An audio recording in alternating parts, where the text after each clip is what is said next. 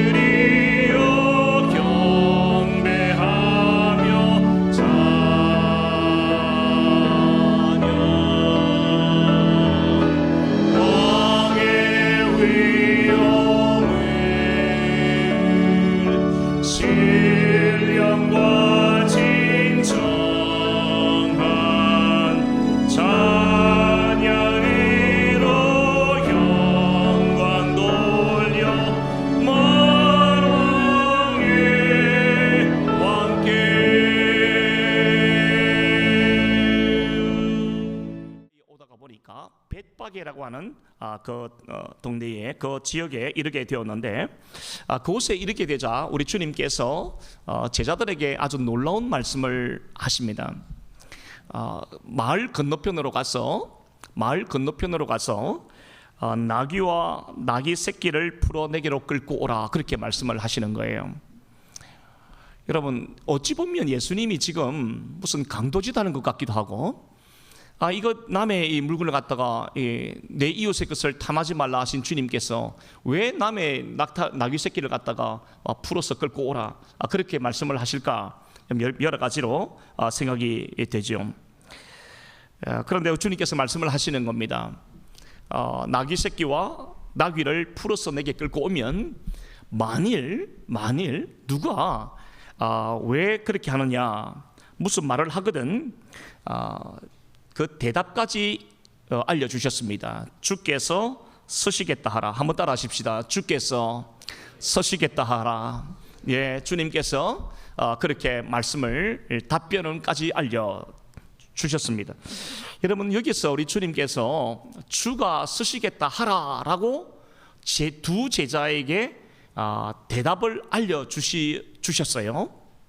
여기서 말하는 주라는 말은 그냥 이렇게 존칭으로서 주님, 그런 뜻이 아니고 퀴리오스입니다. 헬라어로 퀴리오스인데, 이것은 이 단어가 가지고 있는 정확한 뜻은 만물의 주인 되신다는 뜻입니다. 만물의 주인, 천하 만물의 주인, 생사화복을 주관하시는 분, 역사의 주관자, 모든 것의 주인이라는 뜻이 바로 주입니다. 퀴리오스, 이렇게 말하는데, 오늘 주님께서 제자들에게 처음으로 자기 자신을 이렇게 계시하신 겁니다.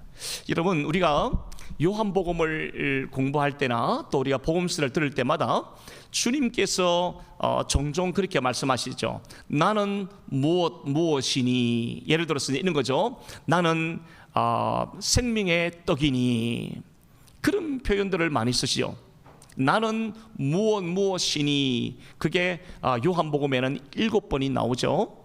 나는 무엇이니, 이 말의 의미는 에고 에이미라는 말인데, 이것은 바로 본인 예수님 자신이 하나님의 아들이다, 성자 하나님이다, 내가 메시아이다 라는 것을 간접적으로 드러내는 표현들이었습니다.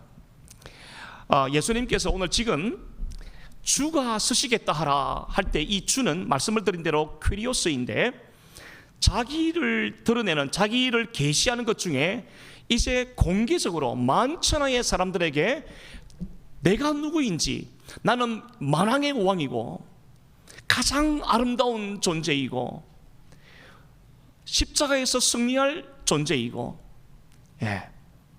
나는 만왕의 왕이다, 모든 것의 주인 되는 그런 분이다라는 것을 예수님께서 자기 스스로를 드러내시고 계시는 겁니다. 이 처음으로 지금 드러내고 계세요. 마가복음 11장과 또 누가복음 19장 말씀에 보면 오늘 이 본문하고 똑같은 내용이 기록되어져 있는데, 마가복음 11장 말씀에 보면은 나귀 주인으로 보이는 사람이 거기 있었어요. 그래서 두 제자가 가서 이제 묶여 있는 나귀와 나귀 새끼를 풀어서 가지고 가려고 하니까 그 주인이 당연히 물어보겠죠. 물어보는 겁니다. 왜 풀어서 가지고 가려느냐? 이렇게 물어봐요. 그 예수님께 말씀이 정확하죠. 만일 뭐라고 말을 하거든에 대한 질문을 좀 정확하게 보고 있는 거죠. 그 나귀 주인이 나귀를 풀어서 무엇을 하려느냐 그렇게 물을 때 제자들이 예수님이 알려주신 답을 그대로 말합니다. 주께서 서시겠다 하라고 하셨다. 그렇게 이야기를 합니다. 그 마가복음, 오늘 우리 마태복음 21장에는 이런 내용이 없어요.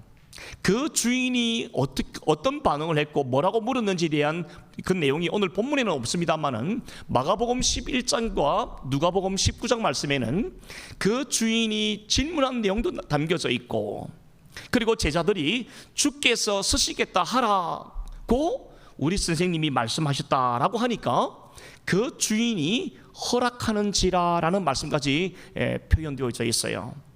주인이 허락하는지라. 많은 성경학자들은 이 장면을 해석을 하기로 이 나귀 주인, 무명의 이 나귀 주인, 자기 이름조차 나타나지 않는 이 무명의 나귀 새끼의 주인, 이 사람에 대해서 이미 그가 예수 그리스도를 알고 있고 예수님을 하나님의 아들로 믿고 있었던 사람 중에 하나일 것이라고 입을 모아서 그렇게 설명을 합니다. 이 주인은 제자들이 주가 쓰시겠다 하라 딱 했을 때 그 주님이 어떤 뜻을 가지고 있는지, 말씀을 드린 대로 천하 모든 것의 주인 되심을 오늘 이 나귀 새끼 주인이 알았을 것이라 그렇게 생각을 하는 것입니다. 그럼에도 불구하고 우리가 오늘 이 나귀 새끼 주인의 모습을 좀 유심히 살펴보려고 합니다. 이 나귀 새끼 주인은 주께서 쓰시겠다는 이 말씀 앞에 기꺼이 순종합니다. 예수님을 아는 것과 예수님에 대한 지식과 순종하는 것은 여러분 별개의 문제입니다. 많은 사람들이 예수님을 알지만, 예수님을 또 배워서 안다고 말하지만 헌신과 순종의 자리에까지 가지를 못하고 그저 예수님을 아는 자리에서 끝이 나는 경우들이 종종 있습니다. 오늘 이 나귀 새끼 주인은 주께서 서시겠다 하라고 하는 이 말씀 앞에, 이 한마디 말씀 앞에 오늘 이 주인은 기꺼이 순종합니다. 여러분, 이 주인의 헌신 그리고 순종은 하나님의 말씀, 그 예언의 말씀이 성취되는 데 있어서 매우 중요한 역할을 합니다. 하나님의 말씀은 반드시 이루어지는데 순종하는 사람들을 통하여 하나님의 말씀이 이루어집니다. 헌신하는 사람을 통해서 하나님의 그 약속의 말씀들이 이루어지는 것을 우리가 봅니다. 오늘 이 나귀 새끼의 주인, 이 사람의 헌신과 순종은 이미 스가랴서 9장 9절에 나와 있는, 우리 오늘 5절 말씀에 보고 있는 이 말씀들이 이루어지는 일에 있어서 이 사람이 쓰임받고 있는 거예요. 오늘 이 나귀 새끼 주인의 헌신과 순종은 예수님이 메시아라는 사실을 많은 사람들에게 드러내는데 매우 귀한 역할을 하고 있다는 사실입니다. 사랑하신 여러분, 우리가 하나님의 백성으로 이 땅에서 살아갈 때 우리도 나귀 새끼의 주인과 같이 하나님의 일에 쓰임 받으실 수 있기를 주님의 이름으로 축복합니다. 우리 모두가 쓰임 받는 사람이 되어야 됩니다. 우리가 누군가의 픽업을 당하고 스카우트를 당하는 것도 얼마나 기분이 좋습니까? 하물며 만왕의 왕이신 하나님께서 주가 쓰시겠다 하라는 그런 감동을 우리의 마음에 주실 때 우리가 앞뒤 재지 않고 계산기 두드리지 않고 그저 하나님 앞에 기꺼이 헌신하고 순종하는 것, 여러분 얼마나 큰 축복인 줄 모릅니다. 우리가 가진 것에 대하여 주님께서 쓰시겠다는 그런 감동을 주실 때가 참 많이 있습니다. 종종 하나님께서는 우리에게 하나님의 큰 일을 행하실 때마다 또는 하나님의 일을 행하실 때마다 우리의 마음에 먼저 감동을 주십니다. 참 놀랍습니다. 하나님은 어떻게 알고 내 은행에 지금 이번에 개똥탄 돈이 이만큼 있다는 것을 하나님이 어떻게 아시고 주께서 쓰시겠다는 이 감동을 주시는가? 그죠? 어떻게 하나님께서는 내가 지난달에 보너스 탄 것을 어떻게 아시고 주가 쓰시겠다 하라고 그렇게 말씀을 하시는가? 여러분 참 놀라울 때가 참 많이 있습니다. 하나님께서 하나님의 일을 이루시려고 우리의 헌신과 순종을 원하실 때가 있는데, 그럴 때 우리는 예수님께서 필요로 하시는 것에 나의 것을 기쁨으로 내어드릴 수 있는 그런 믿음의 사람들이 되기를 다시 한번 주님의 이름으로 축원합니다. 여러분, 신앙생활을 기쁘게 하고 의미 있게 하기 위해서는요, 우리의 마음이 중요합니다. 우리의 마음 자세가 너무나 중요합니다. 겉모습이 어떻고 어떤 겉으로 보이는 것이 아니라, 어떤 형식이 중요한 것이 아니라, 여러분 언제나 우리는 하나님 앞에서 우리의 마음가짐이 중요합니다. 우리의 마음 태도가 너무나 중요해요. 하나님께서는 우리에게 많은 물질을 요구하신 적이 없습니다. 천하 만물 모든 것이 하나님의 것인데 하나님이 뭐가 부족해서 우리에게 이것 주면 안 되겠느냐, 저것 달라고 말씀을 하시겠습니까? 하나님은 거지가 아닙니다. 천하 만물이 하나님의 것인 것입니다. 은도 내 것이요 금도 내 것이요. 여러분, 우리가 가지는 모든 것, 우리가 바라보는 모든 것들이 그분이 주인입니다. 그런데 그분께서 우리에게 말씀을 하는 겁니다. 주가 쓰시겠다 하라. 이런 감동을 우리의 마음에 주실 때 정말 이것이 아깝고 이것이 너무나 귀하고 정말 이것이 내게 소중함에도 불구하고 기꺼이 주님 앞에 순종할 때 하나님께서는 이 작은 순종을 통하여 하나님의 거대한 역사를 이루어가는 것을 우리가 성경을 통해서 많이 보게 되는 것입니다. 어떤 분들은 목사님 너무 어렵습니다. 그래서 헌금할 물질조차 부족합니다. 여러분, 그럴 수 있습니다. 여러분, 오늘날 이 지금 전 세계의 경제가 여러분 어떻습니까?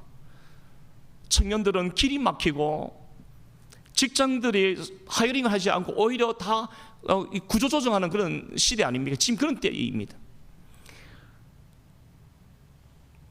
저도 일을 합니다만은 이렇게 일을 해보니까 여러분, 저는 저 스스로가 아직도 새파랗다고 생각했습니다. 아직도 젊다고 생각했습니다. 그런데 나이를 물어보는데 잘렸습니다. 여러분, 그런 시대 그렇게 되어버렸어요. 얼마나 지금 살아가는 게 힘듭니까? 우리 오늘 이모숙 집사님도 비즈니스를 하고 계시고, 또 우리 학생들도 청년들도 저렇게 새벽부터 늦게까지 아르바이트를 하는데 여러분, 얼마나 돈을 버는 게 힘듭니까? 정말 어려운 때예요. 그러다 보니까 어떨 때는 주님 앞에 과부에 두렸던 것도 되지 못하는 이 물질도 하나님 앞에 드리지 못하고 아무에게도 말은 못하지만 빈손 들고 주님 앞에 나오는 경우들이, 예배 드리는 경우들이 여러분 흔히 있지 않습니까? 정말 힘든 때로 우리가 살고 있습니다. 그런데 여러분, 오늘 주께서 쓰시겠다 하라 하는 이 말씀의 의미가 뭐겠습니까? 우리한테 무슨 집을 팔아라 그러겠습니까? 논밭을 팔아서 밭이라 하겠습니까? 여러분, 그런 의미가 아닙니다.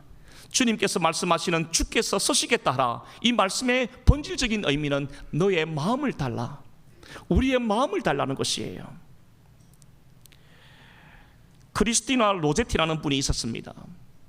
이분이 이런 시를 썼습니다. 내가 가난할 때 무엇을 그에게 드릴 수 있을까요? 그러니까 이 크리스티나 로제티는 대단히 가난했던 여인이었던 것 같아요. 그분이 글을 쓰고 고백을 하기로, 내가 가난할 때 무엇을 그분께 드릴 수가 있을까요? 만약 내가 목자였다면 양을 그에게 드릴 수 있었겠고, 내가 만약 지혜로운 사람이었다면 나의 몫을 그분께 드릴 수 있었을 것입니다.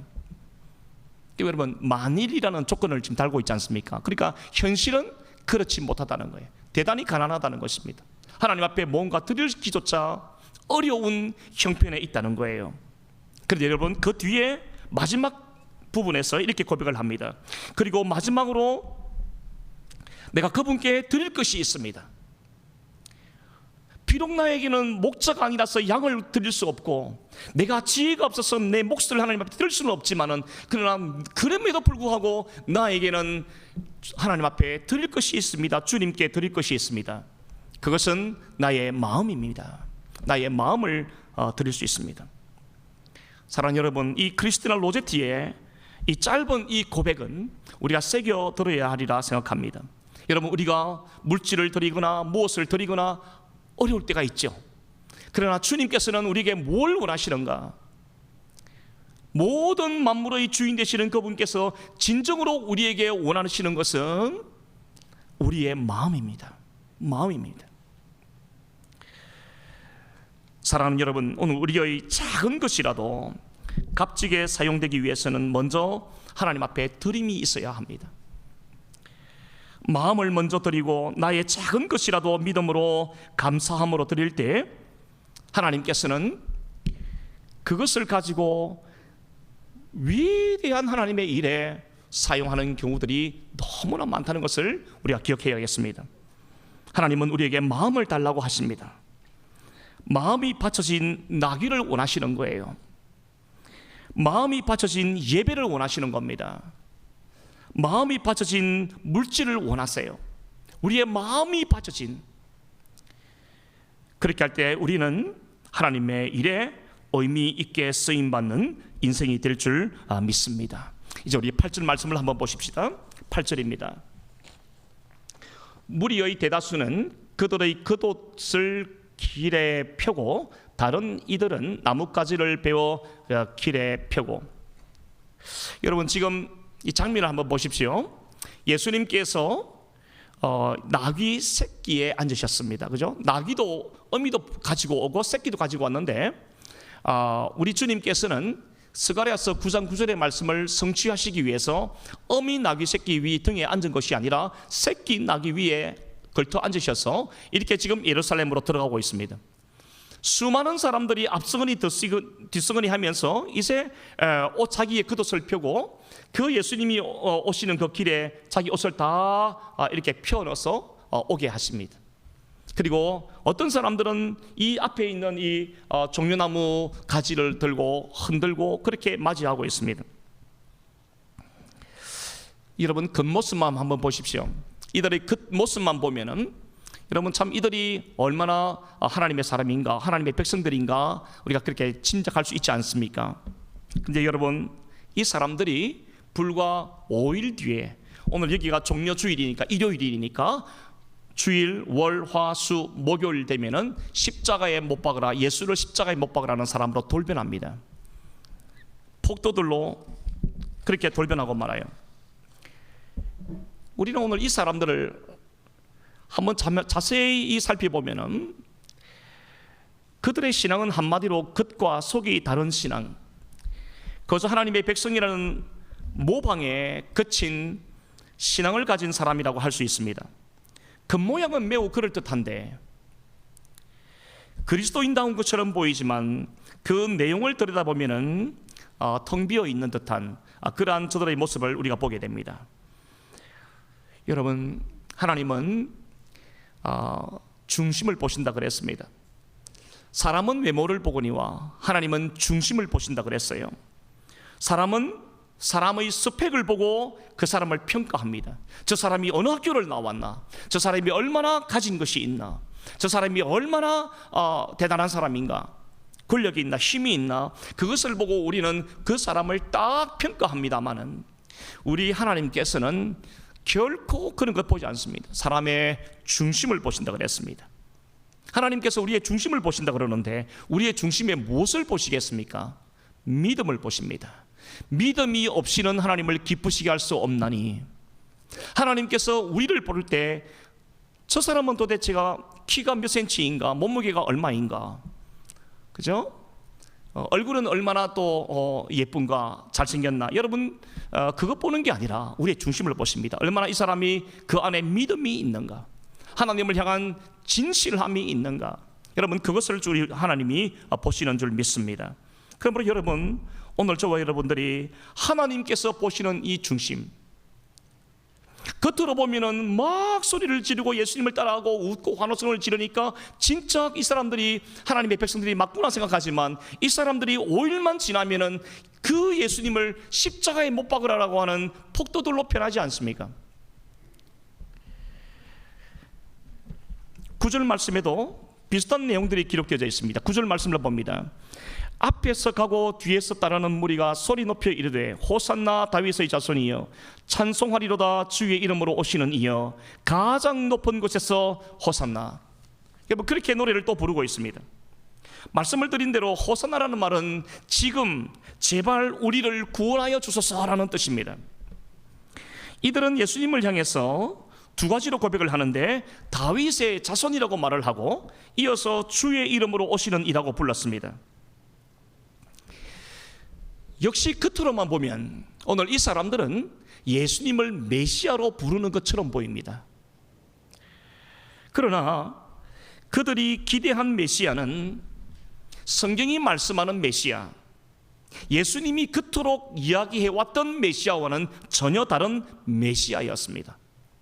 오늘 이렇게 소리를 지르고 호산나라고 외치는 이 사람들, 이 많은 군중들이 기대했던 메시아는 우리가 너무나 잘 알고 있는 바대로 이 지긋지긋한 가난을 벗어버리게 해줄 메시아, 로마 제국의 억압으로부터 자유케 해줄 메시아, 세상에서 가장 강력한 나라로 만들어줄 정치적인 메시아, 진짜 왕으로서의 메시아, 힘과 권력을 가진 메시아, 그런 메시아를 기대했던 것입니다. 이렇게 호산나를 외쳤던 사람들 중에 예수님이 십자가에서 죽으실 때 마지막까지 주님과 함께 그 앞을 지켰던 사람들은 아무도 없었습니다. 여러분, 우리가 예수님의 생애를 한번 생각해 보시겠습니까? 우리 주님께서 공생의 사역 3년을 사실 때 여러분 뚜렷하게 두 부류의 사람이 나뉘어지게 되는 것을 봅니다. 예수님께서 기적을 일으키거나 표적을 일으키는 장소마다 인산인해를 이루었습니다. 수많은 사람들이, 헤아릴 수 없는 사람들이, 남자들만 5,000명, 남자들만 3,000명이니까 보통 예수님께서 한번 가시는 곳마다 예수님을 따라다니는 사람들이 근 10,000명, 20,000명이, 수많은 군중들이 예수님을 따라다녔습니다. 그들이 따라다녔던, 그들이 갔던 곳은 어디냐면은 언제나 예수님께서 표적을 일으키고 기적을 일으키는 바로 그 장소였습니다. 그런데 여러분, 요한복음 16장 그 말씀에 보면은 이제 예수님께서 자기가 어떻게 해서 고난을 당하고 십자가에서 죽게 될 것인가를 예수님께서 말씀을 하실 때 그토록 많았던 사람들이 다 떠났다 그랬습니다. 모든 사람들이 다 떠났다 그랬어요. 예수님께서 얼마나 마음이 힘드신지 12 제자에게 묻습니다. 너희도 떠나려느냐? 너희도 나를 버리고 떠나려느냐? 주님 그렇게 물으셨어요. 그 제자가 말하지 않습니까? 영생의 말씀이 주께 있으니 우리가 어디로 가겠습니까? 그 제자들은 괜찮았습니다만은 여러분, 예수님이 기적을 일으키고 표적을 일으킬 때는 수많은 사람들이, 듣도 보도 못한 사람들이 전국에서 다 몰려왔습니다마는 예수님께서 그 사람들을 향해서 주님의 제자로 살아야 한다, 자기를 부인하고 자기 십자가를 지고 날마다 주님을 쫓아야 한다, 나를 쫓아야 한다, 제자 도를 이야기하니까 전부 다 썰물처럼 빠져나가고 말았던 거예요. 오늘날에도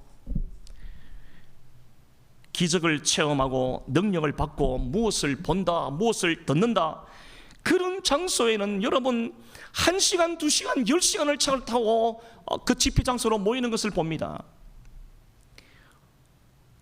이번에 오는 그 목사님 아주 영험한 목사님이에요. 미래를 다 맞춘대.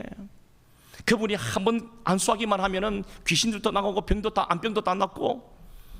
그러니까 여러분, 기적이 나타나는 장소, 표적이 나타나는 장소는요, 거리를 불문하고 사람들이 다 몰려듭니다. 그러나 정작 예수님의 제자임을 나타낼 수 있는 자리, 헌신과 충성과 봉사를 해야 하는 그 자리, 예수 그리스도의 참된 제자요 참된 그리스도인임을 드러내는 자리에 찾아오는 사람은 거의 없습니다. 예수님을 믿는다는 사람들 중에 주님과 함께 영광을 받기를 즐거워하고 주님 곁에 서서 사람들로부터 주목을 받고 칭송을 받으려 하는 사람들은 너무나 많습니다. 주님 곁에 딱 붙어서 사람들이 칭송하고 사람들이 주목하고 사람들이 박수를 할 때는 어떤 일이 있어도 그 자리를 떠나지 않습니다. 그러나 주님과 함께 고난받는 자리, 주님의 이름을 위해서 헌신해야 하는 자리, 참된 제자임을 증명해야 하는 그 자리에 머무는 사람은 여러분 오늘 이 시대에 갈수록 적어지고 있습니다.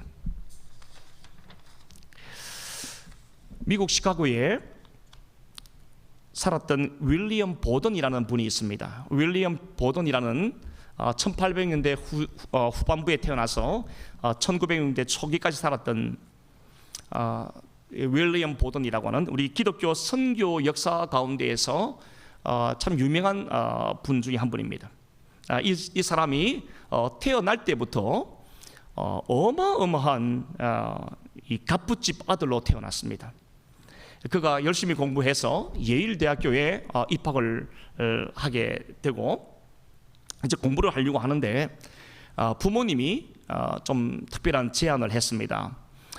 윌리엄, 너 대학교 들어가기 전에 한번 세계 일주를 한번 좀 해라, 여행을 한번 해라, 그렇게 이야기를 했습니다. 그래서 이제 이 윌리엄 보던이 그 부모님의 권유에 순종해서 세계 여행을 이제 떠났습니다. 먼저 아시아 쪽을 갔습니다. 그리고 난 다음에 중동 지역을 가고 마지막으로 아프리카 그 대륙을 가게 되어서 이제 여행을 쭉 가게 되었어요. 너무나 큰 충격을 받았습니다. 가는 곳곳마다 사람들이 너무 가난하고 헐벗고 굶주리고 질병 가운데 죽어가는 모습들을 가는 곳곳마다 다 보게 된 거예요. 그래서 아프리카 대륙을 횡단하고 그 이제 나라들을 돌아보면서 이 윌리엄 보던이 마음의 결심을 하게 됩니다.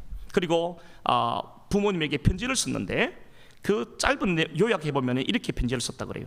나는 이 불쌍하고 헐벗고 굶주린 사람들에게 예수님의 사랑을 실천하며 선교하는데 내 일생을 바치겠습니다. 부모님에게 쓴 편지입니다. 세계 여행을 통해서 견문을 넓히라고 그렇게 보내줬는데 이 윌리엄 보던이 그 세계 여행을 하면서 자기가 왜 살아야 하는지, 어떻게 살아야 하는지, 자기의 젊음을, 자기의 평생을 어떻게 사는 것이 하나님 앞에 값지고 가치 있는 것인지를 그가 깨달은 거예요. 그래서 부모님에게, 부모님, 아버지, 어머니, 저는 남은 삶을 예수 그리스도의 사랑을 실천하고 선교하는 일에 나의 모든 삶을 드리기로 나는 결심했습니다. 결단했습니다. 그렇게 편지를 보냈던 겁니다. 돌아왔습니다. 예일 대학교를 졸업했습니다. 그리고 프린스턴 대학교의 신학과에 입학을 해서 공부를 잘했습니다. 프린스턴 신학교를 졸업을 했습니다. 자기 마음에는 그때 가졌던 그 마음이 조금 더 식지 않고 더 불같이 타오르는 경험을 했습니다. 이들이 이 윌리엄 보던이 중국에 있는 어느 지역인지는 모르겠습니다. 중국에 있는 어느 지역으로 가서 그 이슬람 사람들에게 복음을 전해야 되겠다, 선교해야 되겠다, 그런 마음을 가지고 그냥 출발해 버립니다. 배를 타고 이제 중국으로 가고 있는 중에 그가 내가 이렇게 무작정 가는 것은 좀 전략적으로 문제가 있을 것 같다. 그래서 이슬람 국가에 다시 직접 가서 이슬람 문화와 그들의 종교와 그들의 사람들을 한번 경험해 보고 싶다. 그래서 이집트로 가게 돼요. 거기 가서 이제 무슬림을 만나고 그 이슬람 종교가 어떤 것인지 그 사람들을 만나고 좀 더 공부하고 경험하고 그 다음에 중국으로 가서 복음을 전하겠다, 선교하겠다, 이런 마음으로 간 겁니다. 그런데 이집트에 간 지 얼마 되지 않아 수막염에 걸려서 그만 사망하고 말아요. 25살입니다. 25살의 나이에 하나님의 나라 확장을 위해서 선교의 거대한 꿈을 꾸고 자기의 모든 것을 다 내려놓고 하나님의 부르심 앞에 순종하여 갔는데 그곳에서 몇 날이 되지 않아 내 수막염에 걸리게 되고 얼마 후에 그만 사망하게 됩니다. 하나님의 부르심을 받게 됩니다. 여러분, 그 부모의 심정을 한번 헤아려 보십시오. 최고의 학부를 나오고 최고의 대학원을 나와서 최고의 엘리트였던 이 윌리엄 보든, 어마어마한 재산을 물려받은 이 윌리엄 보든, 여러분 참 이해가 되지 않습니다. 여러분, 이 윌리엄 보든 25세에 사망한 이 아들이 우리의 자식이라면 여러분 어떤 마음이 들겠습니까? 하나님이 왜 우리 아들을 부르셨어? 그렇게 사시겠다고 부르시겠다고 소명을 불어넣으신 하나님께서 왜 25세에 데려가셨는가? 여러분, 이 부모의 심정이 억장이 무너지지 않았겠습니까?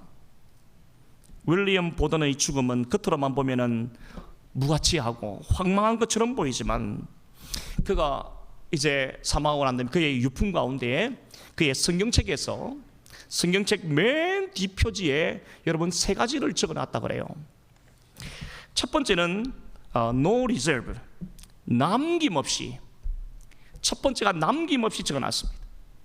하나님의 부르심 앞에서 자신의 유산과 성공을 보장하는 미래조차 하나님 앞에 내려놓고 하나님께 남김없이 자신의 모든 것을 드리기로 결단한 것입니다. 남김없이. no reserve라는 단어를 딱 적어놨어요. 여러분, 이 no reserve라는 단어를 성경책의 뒤에 겉표지에 딱 적어놔놓고 자기의 전 재산 수백만 달러, 그러니까 오늘날로 말하면 얼마나겠습니까? 수백만 달러를 선교 단체에다가 전부 다 기부해버립니다. 남김없이. no reserve. 두 번째, 그 성경책에 보니까 두 번째 이해가 적혀 있는 게 뭐냐면은 no retreat, 후퇴 없이. 그 단어를 적어놨어요. 어떠한 위험 앞에서도 어떠한 유혹 앞에서도 복음을 향한 나의 여정을 멈추지 않겠다. 후퇴하지 않겠다. 하나님의 이 부르심 앞에 내가 물러서지 않겠다. 어떤 어려움이 와도 시련이 와도 나는 당당하게 나아가겠다. No retreat. 그리고 난 다음에 맨 마지막에 보니까 3이라고 딱 적어놨는데 뭐라고 적어놨니까 후회 없이. 후회 없이. No regret. 후회 없이 하나님 앞에 남김없이 자신의 모든 것을 다 드리고 정말 출세 가도를 달릴 수 있는 자기의 미래조차 하나님 앞에 남김없이 다 내려놓고, 그리고 복음을 향한 자신의 결단, 어떠한 어려움이 와도 하나님의 부르심 앞에 내가 물러서지 않겠다고 했던 이 후퇴 없이, 이 2가지 결단을 적어놓고 맨 마지막에 후회 없이, 하나님 앞에 남김없이 드린 삶, 헌신하고 순종하는 삶, 복음을 향한 자신의 삶의 결단에는 조금도 후회함이 없다는 그런 내용이었습니다. 남김없이, 후퇴 없이, 후회 없이. 여러분, 이게요 25살을 살다가 하나님 앞에 부름을 받은 한 믿음의 청년의 인생 고백입니다. 윌리엄 보든은 25년이라는 짧은 삶을 살다가 하나님의 부르심을 받았지만 매 순간 순종과 헌신의 가치를 전 삶으로 증명했던 믿음의 청년이었습니다. 그의 묘비에는 이렇게 적혀 있습니다. 그리스도 안에 있는 사람, 그는 일어나 모든 것을 버리고 주님을 따랐으며 형제 사랑에 대한 특별한 마음을 품고 주님을 섬기는 마음속에 열정이 불타오르며 소망으로 기뻐하며 고난을 인내하며 기도에 힘쓰며 성도와 교통하며 다른 이들을 공경한 그의 삶은 주님 안에서의 믿음 외에는 달리 설명할 길이 없다. 사랑하는 여러분, 우리가 오늘 종려주일을 맞이하면서 당연히 우리가 바라봐야 되고 우리가 주목해야 할 분은 예수 그리스도이지만, 오늘 본문에는 특별히 오늘 이 나귀 새끼를 아낌없이 드렸던 한 무명의 주인을 우리가 보게 됩니다. 그리고 우리는 오늘 윌리엄 보든이라고 하는 한 젊은 청년의 인생을 우리가 보게 되었습니다. 사랑하는 여러분, 이 오늘 제가 종려주의를 맞이하면서 헌신과 순종의 롤 모델은 윌리엄 보든도 아니고 오늘 이 나귀 새끼 주인도 아닙니다. 어느 예수님의 두 제자도 아닙니다. 우리의 순종과 헌신의 롤 모델이 되시는 분은 오직 예수 그리스도 그분이십니다. 하늘나라의 모든 영광을 버리시고 이 낮고 낮은 이 땅에 들어오셨습니다. 하나님이 창조하신 피조 세계 안으로 하나님이 들어오신 거예요. 인간의 몸을 입고 들어오신 거예요. 그분은 30년 동안 한 가정의 장남으로서 부모를 잘 섬겼고 동생들을 잘 키우는 삶을 살았습니다. 나머지 3년은 그분이 이 땅에 오신 이후에 충실한 삶을 사셨습니다. 매 순간 하나님 앞에 순종했습니다. 아버지의 뜻과 자기의 뜻이 언제나 충돌할 때마다 우리 주님께서는 언제나 아버지의 뜻이 무엇입니까? 아버지의 뜻이 무엇입니까?를 물었던 분이 우리 주님이셨습니다. 그 주님은 끝끝내 우리의 허물과 우리의 죄를 어깨에 짊어지시고 하나님의 어린 양으로 십자가에 자신의 목숨을 내어주셨습니다.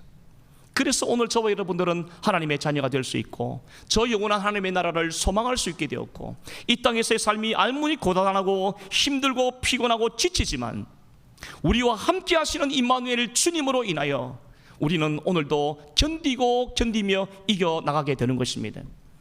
우리가 이 한 주간 이 종려주를 맞이하고 이 고난주간을 맞이할 때 우리를 위해서 희생하신 우리 주님의 놀라우신 그 헌신과 사랑 깊이 묵상하시고 윌리엄 보든이라고 하는 이 젊은 믿음의 청년의 일생을 한번 묵상해 보셔서 우리의 삶도 나라를 위하여 움켜쥐는 삶이 아니라 하나님의 나라와 주님의 몸된 교회를 위하여 내 것을 펼 수 있는 그런 인생으로 후이주고 나누어주는 인생으로 그리고 순종하며 헌신하는 삶을 살아가는 저와 여러분의 삶이 되기를 주님의 이름으로 축원합니다.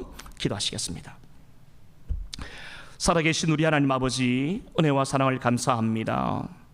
종려주의를 맞이해서 이 땅에 참된 왕으로 오신 우리 주님, 그 아름다우신 그 이름, 십자가를 지시고 부활하심으로 말미암아 죽음의 권세를 이기시고 사망의 권세를 이기신 우리 주님, 승리하신 우리 주님, 그 주님을 다시 한번 생각해 보았습니다. 아버지 하나님, 주님과 같이 우리들도 하나님의 뜻에 순종하며 날마다 주님께 헌신하는 우리의 삶이 되도록 인도하여 주시옵소서.